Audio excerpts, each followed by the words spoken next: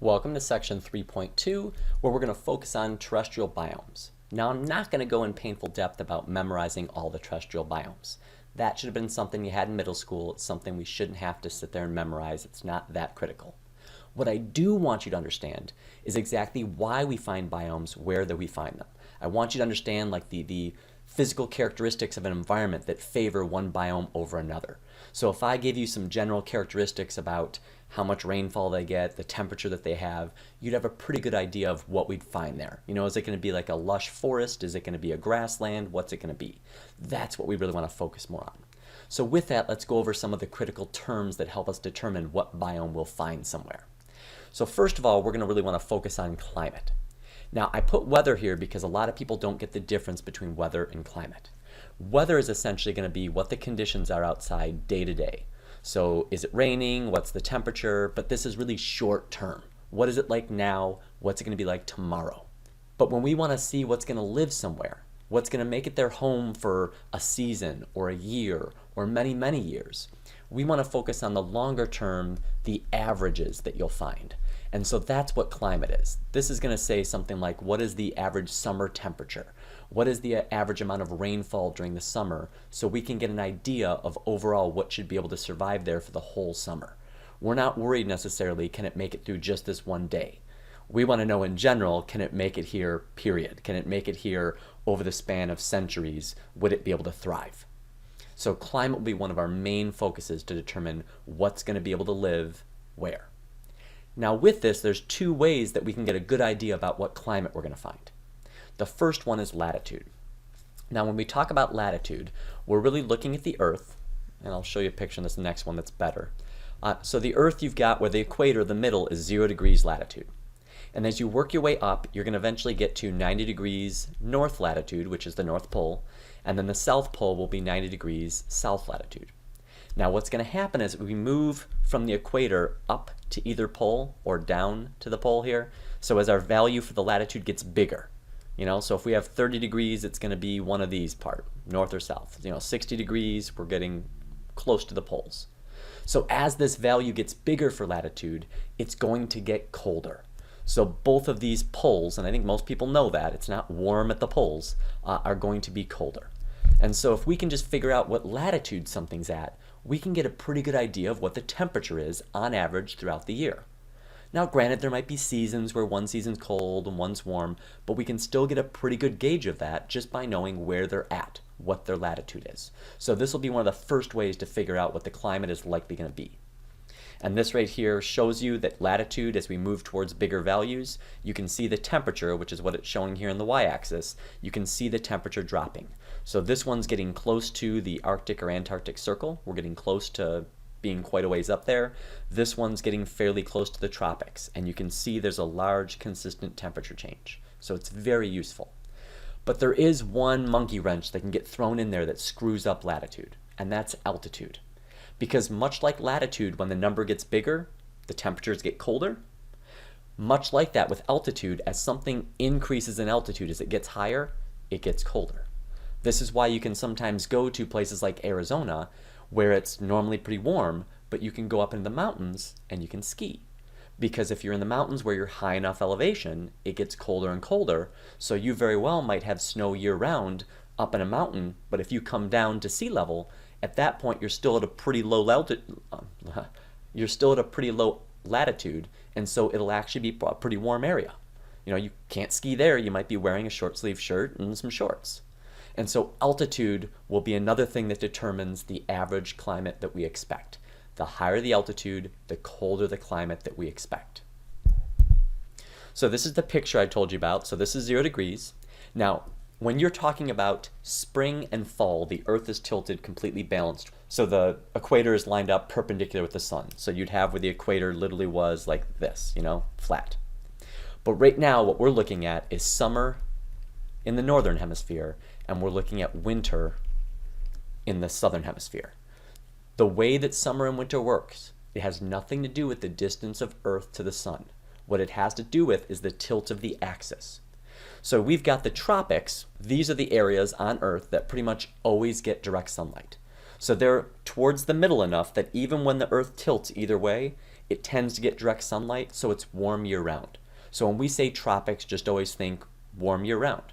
It's not a place that really has a winter like we would ever have.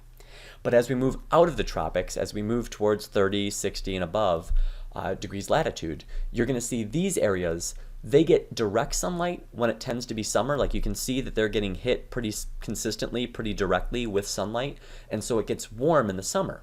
But in the winter, the Earth is going to flip essentially. It's going to be facing the opposite way.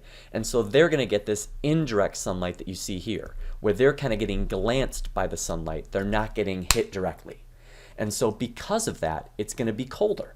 We're not getting as much energy from that light. That's also why you tend to get very little sunlight, period, because as you start to move towards the poles, you'll notice this pole here, the South Pole, is really not getting any sunlight for a bit there in the middle of winter. When you're talking about the middle of summer, you'll see the pole is getting pretty much direct sunlight all day. And so that's why they sometimes talk about 24 hours of sunlight or 24 hours of darkness if you get really far north or really far south. So during winter, you're getting glanced by light so little that you're really not going to get any daytime. You're tilted in an angle that's not going to allow you to get hit by the sunlight at all for a bit. Whereas in the summer, because you're tilted towards it, you can get a lot of direct hits, so you can get lots of light for a while. So latitude's going to have a huge impact on what the season's going to be. It's also going to have a huge impact on what the climate is going to be in that area. Now with climate, we talked about temperature and the amount of water, precipitation. These are two of the key characteristics we look at when we're describing it. These are important because the temperature helps determine what plants we're going to have, and the plants largely determine what animals we'll have. Same thing with precipitation, which is really monitoring how much water is available, will help determine what plants and what animals that we have living in that environment. And so if we know all these conditions, the precipitation, the temperature, and the plants that we expect to find, we have a pretty good guess over what biome is going to be located there, what the rest of the stuff will be. Because if it gets too warm, most animals aren't like us. They can't change their clothes. So they can overheat and die. It doesn't take that much. For humans, 107 degrees, if our core body temperature gets there, we're done. If our core body temperature drops into the 80s, typically we're done, hypothermia. And so for animals that don't have the ability to typically regulate their temperature like we do, where we can start a fire, where we can put on a jacket, for them it's a big deal that it's the right temperature. And for many animals, or especially plants that can't move, they have to make sure there's enough precipitation so they have access to enough water, or else they're done. They just can't cope. Now the big idea I want to make sure you get from this is this graph is showing us temperature on the bottom, just write this bigger so you can see it, and then ultimately it's showing us water or precipitation off to the side here. If you want to have the most biodiversity, if you want to have the most amount of different plants and animals living somewhere, the most stable environment for plants and animals is going to be warm, so it's going to be over on the far right-hand side of this graph, and it's going to be to have it be wet. Because at that point, you're not worried about conserving things like water. If there's plenty of water, I can just keep growing as fast as I can because I know it's there. Whereas when you live in places that are drier, you have to start making these decisions to try to conserve. And when you make decisions to conserve stuff, it typically means you can do less. It means you're going to have to grow more slowly. Just like if you want to have the best mileage in your car, you've got to drive more slowly. You have to accelerate more slowly. If you don't care about that, if you've got unlimited gasoline, you could just floor it and drive anywhere. You could take the long way, whatever you feel like. Those limitations are gone. So it's the same thing here. If there's plenty of water, it tends to get rid of some of these limitations on growth. If there's more growth, that means there's more energy in the ecosystem that animals can eat, so there can be more animals, etc. So at the peak of this, we have tropical rainforests, where it's essentially warm and wet year-round, ideal conditions. Now, you'll notice, though, that there's kind of this line that we have, where if you have where it's pretty wet, you're going to see forests. You've got tropical rainforest, tropical seasonal forest. That one you'll see just has a dry season, so it's really wet part of the year, but then it's dry part of the year. So many plants will actually drop their leaves just like they do in temperate forests because of the cold. It's just here they have a dry season instead of a cold season. And then you've got temperate rainforest, that's like Pacific Northwest. This is like Ohio, temperate forest. So, and boreal forest is just essentially like pine trees. This is what you think of when you think of far north. So when you're looking at these, you'll notice forests all tend to be in areas that have more moisture. That's the key thing they have in common. When you get less moisture, when you start to lose that moisture, you'll then see it switches into being essentially grasslands. So savannas, grasslands. So if I talk about grasslands versus forests, just keep in mind, forests will always have more moisture than a grassland. If this area does not get much moisture or very inconsistent moisture, you'd expect it probably to be more of a grassland, maybe some shrubs. As we start to get more moisture, and especially more consistent moisture, we get to have trees. We get to have forests. And then at the bottom here, you'll see deserts, which are typically going to be ones that are, I don't want to say hot because they're not always hot, but hotter generally. And then you've got tundras, which oftentimes are considered just like a cold desert. So these are cold year-round typically, versus a desert that can have a bit more of a season sometimes being hot and cold both. It doesn't have to be uniform. But these guys don't have any really consistent plant cover because there's so little water available. So there are plants in many cases, but there just wouldn't be that much. And without many plants, you should be able to remember you're not going to expect to find many animals. Now, I like this picture just because it shows you guys this idea of latitude being important. You'll notice a lot of these biomes appear in strips where we've got like the dark blue, we've got the light blue and a strip above it. You know, we can look and see the strips of like the green, this light green that we have that kind of go across. You know, down here you can see kind of the strip of the dark green.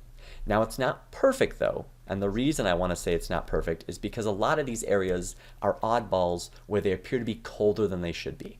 So what I'm saying is we've got like this cold region here.